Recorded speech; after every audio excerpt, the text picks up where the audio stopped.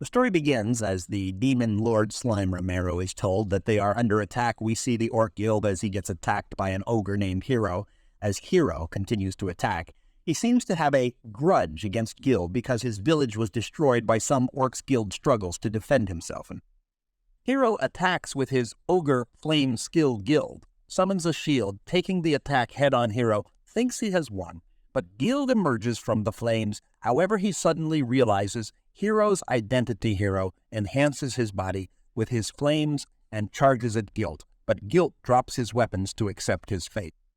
But before his attack lands, it gets stopped by Benny Mario, who recognizes Hero as his brother after their village was destroyed. They had thought the other was dead, so they are overjoyed to be reunited, and Hero mentions how he was given a name in a flashback.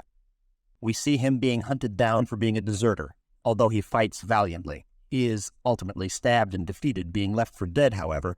When he wakes up, he finds that he was saved by the queen of the kingdom of Raja. She reveals that they found him in a critical state, and with no other way to heal him, she gave him the name Hero. To help him evolve and survive it, costs her own life force to give him a name, and she apologizes for being unable to save his companions. Hero suddenly remembers his village and rushes off. He commandeers a dragon and flies off, but by the time he gets back to his village, it's been completely destroyed by the Orcs. Hero is devastated thinking about his brethren, and he swears to get revenge on the Orcs. Back in the present, Hero wonders why Benny Maru is protecting an Ark, but Benny Maru is protecting an Ark, but Benny Maru says that they have reconciled and he is now a valuable ally of Tempest. Hero isn't too happy, but he accepts his brother's words and apologizes for attacking Delt. The rest of their clan arrives, and Hero is overjoyed to be reunited with his family later that night. Hero meets with Rimuru, and we learn that Hero is the strongest in their village. He went out to become a mercenary working for the demon Lord Clayman, but after learning about his plot to send the Orcs to his village, he deserted the army and ended up working for To. After she named him, Hero explains that the kingdom of Raja is a small kingdom that makes its living mining gold. But after some time, the gold ran out, and Queen Talent gives her all life force to keep her people alive. The generations of mining have caused toxins to poison the lake. So toxins to poison the lake, so tower of her tiara to purify the water.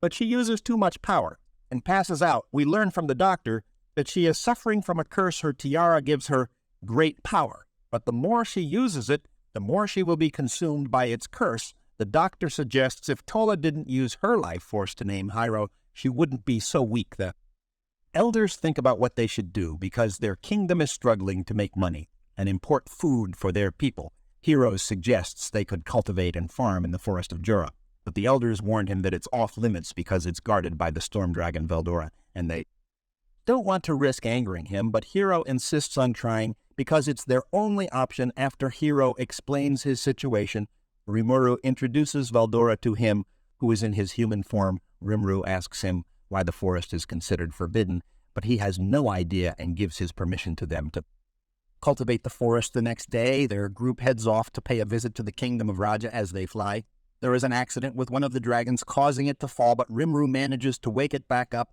But he notices something strange about the water. Rumor gets introduced to the elders of the kingdom, but they are surprised to see him because they heard he was a slime, so Rimuru transforms to show them his true form. They continue discussing about the cultivation of the forest, and the elders worry about needing the aid of specialists.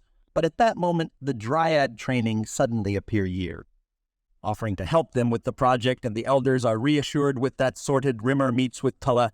He uses his appraisal skill on her, but learns that the curse of the tiara cannot be removed. But as long as she doesn't use the tiara, she should gradually recover the Tama thinks she must use her power to keep her people safe. But Rimera tells her he will take care of it for her. They head out to the lake and see that it has become poisonous, even making the air toxic. Rimmer thinks about removing the toxins from the mind, but thinks that the poison is coming from another source he gets into the water, and divides the lake, which reveals a magic circle that is the source of the poison. So he uses his devour skill to absorb it and purify the lake. Later that night, everyone celebrates, and Rimuru wonders who put the magic circle there.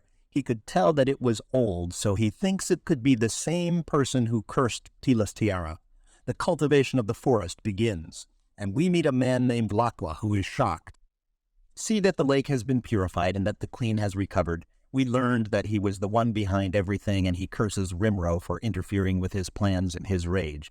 He sees a certain orb and starts to think of a new plan back in Tempest. Rimmer receives a report from Diablo, one of the strongest primordial demons, but they are suddenly interrupted as training appears, telling them that the lake was suddenly poisoned again, and they used her powers to hold it back, but fell into critical condition. At the same time, the neighboring kingdom started moving to attack them, and Diablo finds the timing of the event suspicious.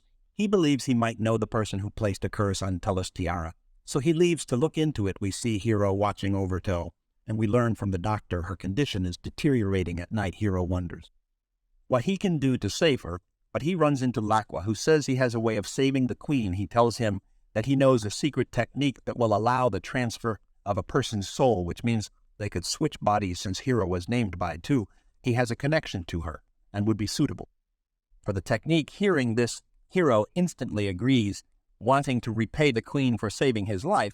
Laqua gives him a cursed orb, telling him it will help with the ritual, so Hero swallows it and starts to feel its power. Laqua tells him to relocate, so they aren't interrupted during the ritual. Rumor, who teleports into the kingdom, and the elders suddenly tell him that the queen is missing. They start trying to track her down. But Rimro receives a report about the neighboring country. They are apparently after the kingdom's gold. But the elders find this strange because the gold was depleted years ago.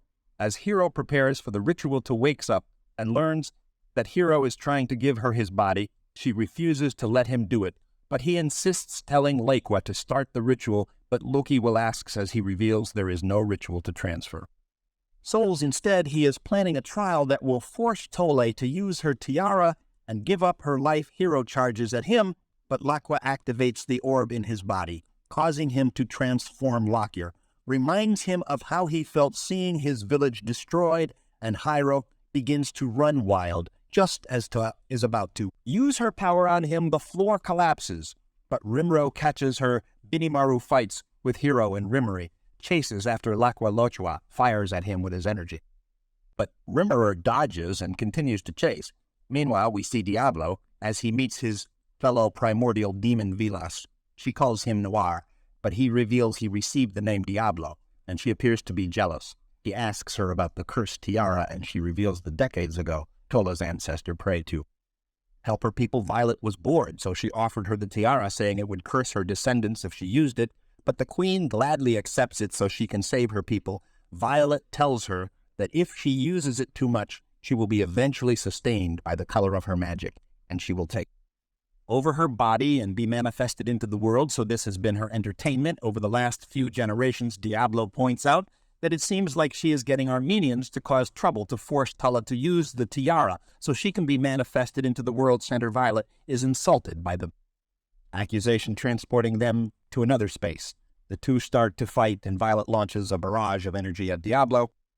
Diablo keeps avoiding her attacks, and Violet eventually gets tired, thinking Diablo has gotten stronger. After receiving a name, she uses her ultimate skill, which completely binds Diablo, thinking she has won, but Diablo breaks free and emerges completely unarmed, saying he let her hit him on purpose. He notes that their time is up because Violet's temporary body is falling apart. Her attendants arrive, and she receives a report that Laqua has taken things into his own hands, causing trouble. Just as Diablo predicted, he had spread false information to the neighboring kingdom to get them to attack, and he has been pushing Tulla to use the tiara. Violet finds this to be a conflict with her agreement with To's ancestor, so she decides to avoid their contract. Meanwhile, Rimmer chases Lochua to the end of the line, but it's revealed he is actually a demon, and he starts to fly away. Hero rampages heading into the town, and Benimaru follows after him, and he tries to stop him from causing more damage. Lochua creates a sword, charging at Rimmeru, but he easily blocks all of his attacks. Lock-you against desperate, but in an instant, Rimmeru has him cornered. Laqua claims that his mistress will avenge him, and there is suddenly a light in the sky as Violet starts to talk to him. He claims to have forced Toa into using the tiara, so Violet will soon gain her body, but she tells him that she wants the queens to be able to choose and that he has ruined all our fun so she decides to lead him to suffer the fate of his own actions. Seeing as he has no other choice, Locus swallows a cursed orb in hopes of taking out Rimuru with him. His energy starts to go wild, and he prepares to self-destruct. But Rimuru uses his Devour skill to swallow the explosion before it has a chance to destroy the area. Benimaru and Hiro continue to fight, and then Imaru tries to remind him of his family. He decides to go all out, and chanting his sword with his black flames, Benimaru slashes him, but the flames cause the bridge to collapse, and Tulla rushes over to them. Hiro gets back up, lunging at Benimaru, but Tulla jumps in the way, and Hiro stops his attack. He starts to come to his senses, stabbing himself, and he removes the orb from his body.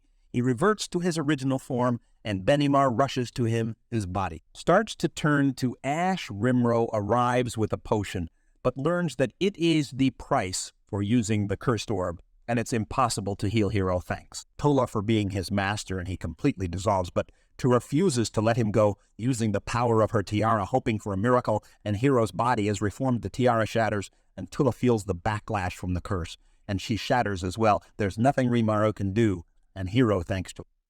For saving his life for a second time, however, to meets Violet, who tells her that their contract was voided, and she decides to help her as an apology. Tulla is sent back, reappearing in front of them, and Hiro embraces her. But that's where this video ends.